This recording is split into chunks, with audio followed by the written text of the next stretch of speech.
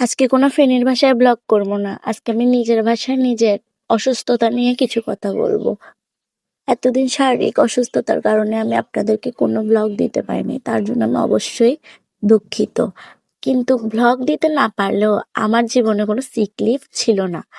মা হিসাবে, স্ত্রী হিসাবে কিংবা কর্মজীবী নারী হিসাবে আমি একজন টিচার। তো সেই হিসেবে আমার কোনো বিশ্রাম ছিল না। বিশ্রাম শব্দটা যেন আমাদের জীবনের ডিকশনারি থেকে হারিয়ে গেছে।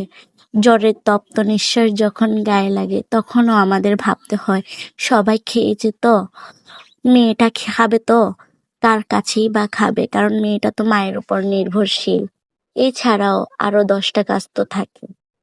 আমরা কিন্তু সারাদিন শুয়ে বসে থাকতে পারি না, আর উচিতও না, কারণ আমাদের বিবেকটা খুবই বাধা দেয় আমাদেরকে সবকিছুতে। আমরা শুধু শরীরের সাথে লড়ি না, আমরা লড়ি নিজেদের মনের সাথেও।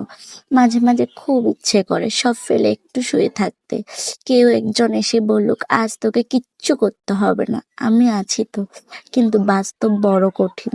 আমি জানি আমরা থেমে গেলে থমকে যাবে গোটা একটা সংসার, আটকে যাবে অনেকগুলো কাজ।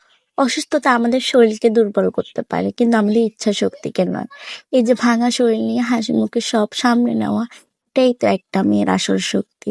আমরা সুপার হিউম্যান নই, কিন্তু আমাদের ধৈর্য আর মায়া আমাদের হাঁটতে দেয় না। ধন্যবাদ বন্ধুরা, ভালো থাকবেন। আর আমার রান্নাটা ভালো লাগলে অবশ্যই একটা লাইক একটা কমেন্ট করে যাবেন, আর পেজটাকে ফলো দিয়ে যাবেন। সুস্থ হলে আবারও আসবো। টাটা।